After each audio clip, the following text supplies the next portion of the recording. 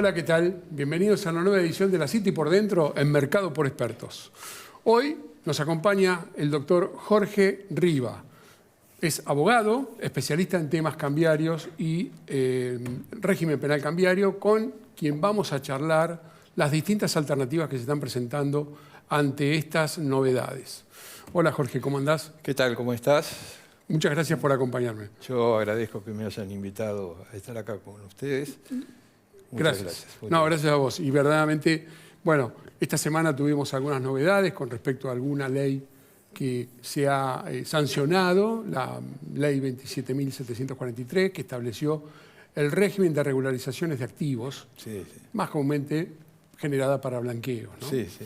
Bueno, esta alternativa, contanos un poquito cuál es la búsqueda de cómo impacta inclusive ante los exportadores. Bueno, estamos en una situación que se ha repetido, digamos, desde el 2001, la época de la gran crisis y el corralito. Tal cual. Ya se han realizado varios blanqueos de este tipo, sin perjuicio de señalar que también en la época de Alfonsín y en la época de Menem también hubieron, ¿no es cierto? Pero, digamos, en ese periodo de la crisis hasta ahora, con Cristina hubieron 2 blanqueos, después con Macri hubo otro blanqueo más. Así que, bueno, esto recurrentemente va apareciendo en Argentina con la intención de atraer divisas, que siempre la crisis de Argentina pasa por el mercado. Tal cual. Bueno, nuestras crisis son siempre económicas desde el punto de vista que nos faltan dólares. La demanda del país siempre es igual. Y ahí está la alternativa, ¿no? Sí, aparece esta alternativa y, bueno, es interesante verla desde el punto de vista de lo que es mi especialidad, que es toda la parte de COMEX, de comercio exterior, para ver qué impacto puede tener sobre los exportadores, especialmente los exportadores que no han liquidado divisas o aquellos que liquidaron las divisas fuera del término establecido. Tal cual. Bueno, eso impacta porque en realidad, a ver, los blanqueos siempre están hechos como para darle soluciones a las distintas alternativas que hay, del faltante de moneda extranjera por un lado, y por otro lado para actualizar las condiciones de los exportadores. Porque en definitiva, el que no ingresó divisa o no lo ingresó en tiempo y forma o en el tiempo que tenía para ingresarlo, se encuentra con la problemática de algún inicio procesal de investigación por parte del Banco Central y se encuentra con que sería una posibilidad, ¿no? Esta de poder subsanar este inconveniente. Es lo que se conoce como el régimen penal cambiario. Digamos, los inconvenientes que se pueden presentar, o ya se han presentado seguramente para muchos exportadores, están vinculados al régimen penal cambiario. Nosotros tenemos un régimen penal cambiario que viene, la ley base, desde el año 1971. Y lo que es llamativo, que pese a haber cambiado los gobiernos y haber cambiado el signo político-económico, ¿no es cierto?, en cuanto al tratamiento del régimen cambiario y al mantenimiento o no de restricciones en el régimen cambiario, de todos modos, ninguno de los más liberales del pasado derogaron el régimen penal cambiario. Tal cual. No lo han derogado, no lo derogó Menem cuando realmente tuvo un sistema de libertad cambiaria muy importante. Plena. Y el siguiente sistema de libertad cambiaria fue en la época de Macri, pero el régimen penal cambiario no se derogó.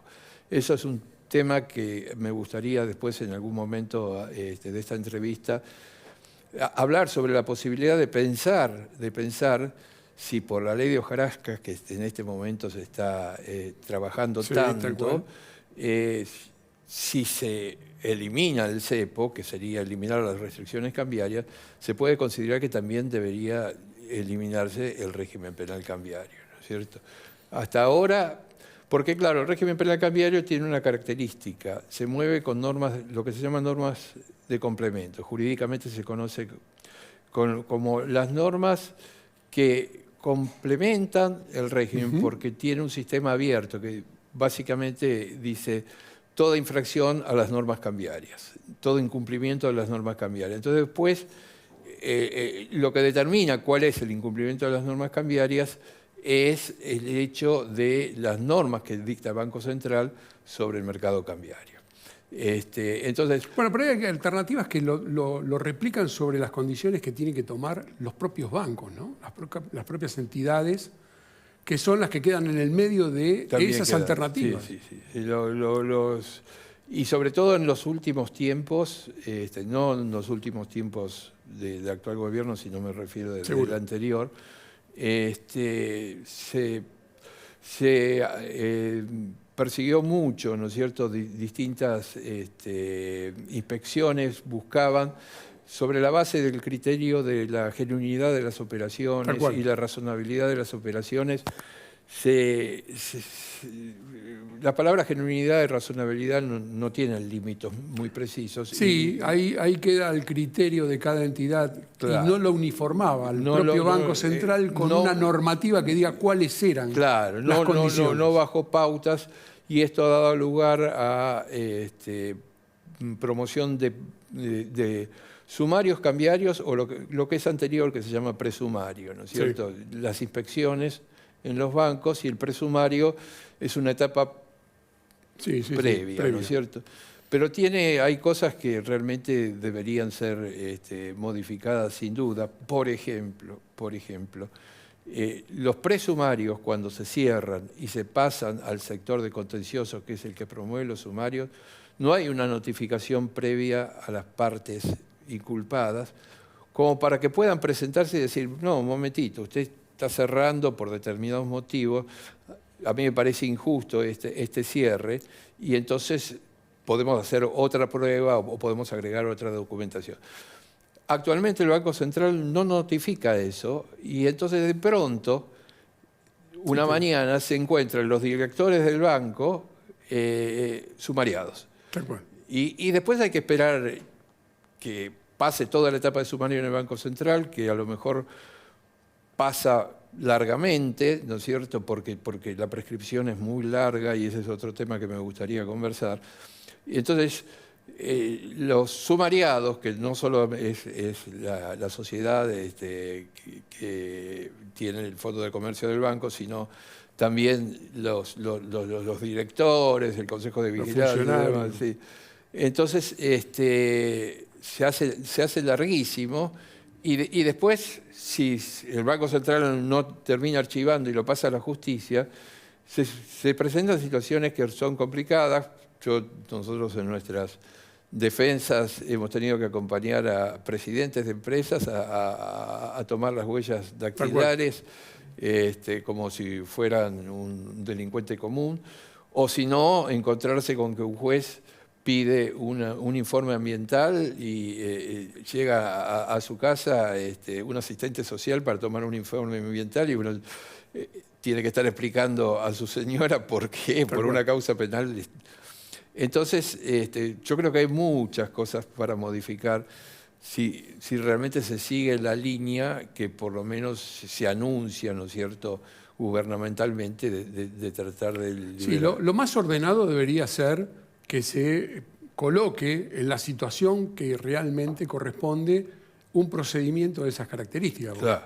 Si bien pudo haber una duda o lo que fuere, claro, pero no terminar como alternativas que después quedan en el tiempo. Después quedan en el tiempo, porque justamente tiene, y este es otro tema que a mí me gustaría que se modifique, tiene un plazo de prescripción larguísimo. Tal cual. ¿Cómo es la aparición de la ley penal más benigna?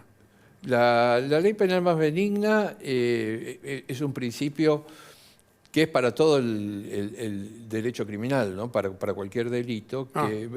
Claro, cada uno lo ve desde el punto funcional de lo que es la actividad económica. Claro. Sí, posteriormente, ¿no es cierto?, digamos, para que se pueda perseguir un delito tiene que haber una ley previa que haya tipificado la conducta, ¿no es cierto? En este caso sería, por ejemplo, si los exportadores tienen que liquidar divisas, una norma...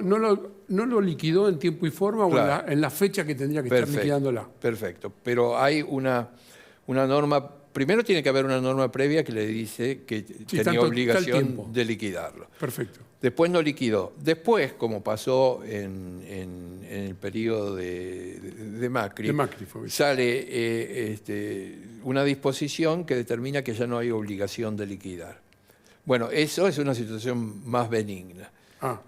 Cuando posteriormente al hecho aparece una reglamentación o una disposición que deja sin efecto las condiciones de aquel proceso. Y entonces se aplica el principio de la ley penal más benigna, que deja de existir la persecución penal justamente por eso, por ese principio de la ley penal más benigna, que con la última reforma de la Constitución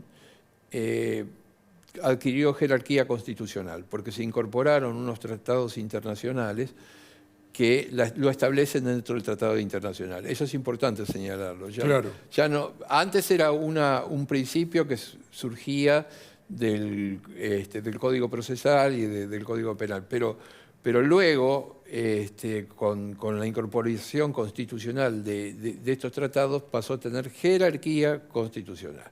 Y esto estuvo mucho tiempo discutido en el tema del régimen penal cambiario, porque se consideraba que se aplicaba la ley más penal benigna si cambiaba la ley base, que es la que establece el régimen penal cambiario. Pero se consideraba que si cambiaba la norma de complemento, la del Banco Central, por ejemplo, eso no aplicaba como ley penal más benigna. Estaba mal planteado, pero bueno. Hasta que sale el fallo Cristalux y luego el fallo Docuprint de la Corte Suprema, que permite empezar a aplicar la ley penal más benigna, y antes el Banco Central no la quería aplicar en sede administrativa y finalmente también empezó a aplicarla en sede administrativa. Esos fueron unos avances que hubo que ir haciendo. Claro. Pero acá quedó también expresado con el tema de que la ley penal está, digamos, desactualizada con el contexto global de cómo se estaba tratando la justicia. Claro. ¿Es así? Claro. Y hay otro tema que es importante ver, que fue en realidad la pregunta inicial y nos fuimos con el tema del régimen penal cambiario, perdón, que es cómo podría impactar esta exteriorización o regularización en los exportadores, que es un tema interesantísimo. Y que no es nuevo, ¿no es cierto? En realidad es gracioso porque en el primer blanqueo que se hizo en el gobierno de Cristina, se olvidan de liberar las acciones penales cambiarias. Liberan de acciones impositivas y demás, tributarias, pero se olvidan de liberar las acciones penales cambiarias.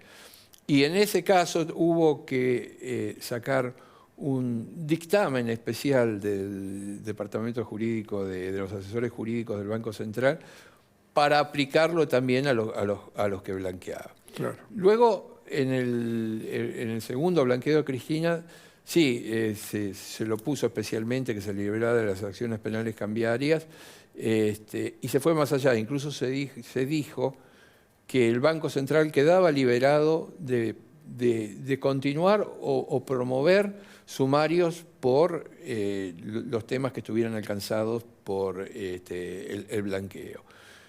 Cosa que es una deficiencia que tiene esta nueva ley, porque no lo dice expresamente. Claro. En esta ley dice que hay una liberación de las acciones penales cambiarias, se la equipara esta liberación a una amnistía del Código Penal, pero tiene una mención en el decreto reglamentario donde simplemente se dice que si hay una acción ante la justicia civil o penal, basta con acompañar la constancia de que se adhirió al régimen de blanqueo para que se tenga que cerrar la causa. Pero no dice, como decía el blanqueo el segundo blanqueo de Cristina, no dice que el Banco Central no tenga deba dejar de seguir promoviendo las acciones y todo por lo que cae dentro del blanqueo.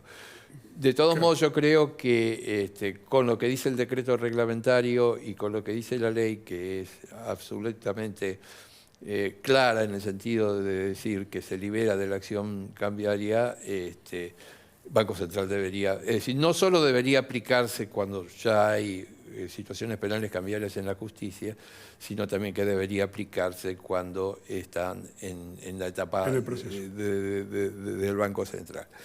Porque, y entonces, ¿cómo afectaría a los exportadores? Veamos primero el caso del exportador que no ingresó divisas. El exportador que no ingresó divisas podría, si sigue los lineamientos de esta ley, realizar el blanqueo. Y eso lo debería liberar de la persecución penal cambiaria, ¿no es cierto?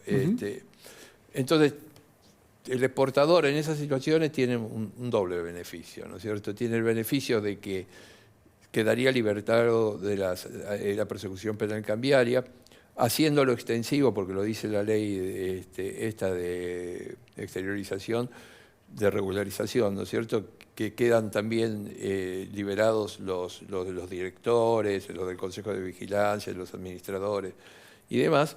Y el otro beneficio es que no va a necesitar liquidar las divisas, ¿no es cierto? Y después, de acuerdo a la etapa en donde tome la regularización y de acuerdo a cómo decida enfocarla, va a tener mayor o menor beneficio. Bien. Ustedes saben que si es hasta $100.000... Hasta $100.000 no pagan ningún tributo. No paga, pero lo tiene que dejar hasta septiembre, creo, ¿no es cierto? Sí. En la cuenta. Después, de más de $100.000 paga, pero si lo deja también en cuenta hasta fines del 25, tampoco paga. Claro. O si lo aplica a una inversión. A una inversión, ¿no es cierto? Que son las detalladas en inversión en pozos y demás, edificación, para el movimiento de la construcción. Claro. Y ahí se libera de la liquidación de divisas, que con brecha, ¿no es cierto? Por más que haya blend y toda la historia, realmente generalmente es perjudicial en relación a mercados alternativos de dólar bolsa o de dólar al contado con liquidación, ¿no es cierto? Sí, los mercados financieros. Claro. Y después, si no tiene la alícuota del impuesto que establece la ley para hacer el blanqueo, que también, bueno, tiene que hacer el cálculo financiero si le conviene o no le conviene. Pero hay que tener en cuenta... salió un comentario, salió un comentario respecto al Banco Central, esto para ir redondeando, porque ya se nos está yendo el tiempo. La alternativa de las condiciones que establecen el lineamiento correspondiente al acceso de las distintas alternativas de pago. ¿Es así?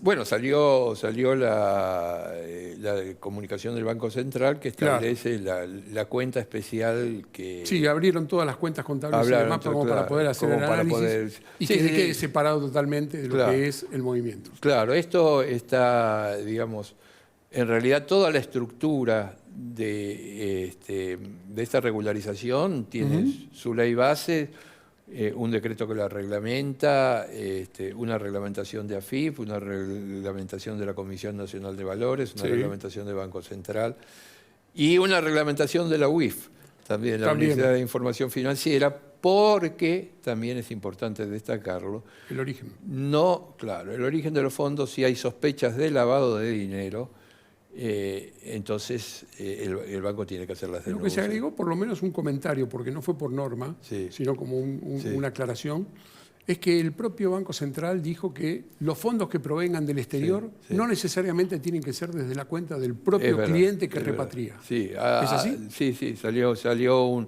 una aclaración. Pero es una aclaración fuera de norma. Es una aclaración fuera de norma. No está establecido por ninguna norma. Pero bueno, está bien, es algo en lo que se pueden respaldar los bancos. Tal cual, fue enviada a través de las cámaras. Sí, fue enviada y por lo menos surge de un gerente que está justamente en el área, ¿no es cierto? Así que sí. Bueno, es primordial entonces que tengamos en cuenta todo esto. ¿Sabes qué? El tiempo nos quedó corto. Bueno. Seguramente te voy a llamar y te voy a invitar nuevamente para seguir hablando de este tema y de otros. Bueno, cómo no. Respecto a la todo actualización. gusto, nuevamente gracias por la invitación. Te agradezco muchísimo habernos acompañado. Gracias. A todos ustedes los espero la próxima semana acá en La City por Dentro, en Mercado por Expertos. Chao, gracias.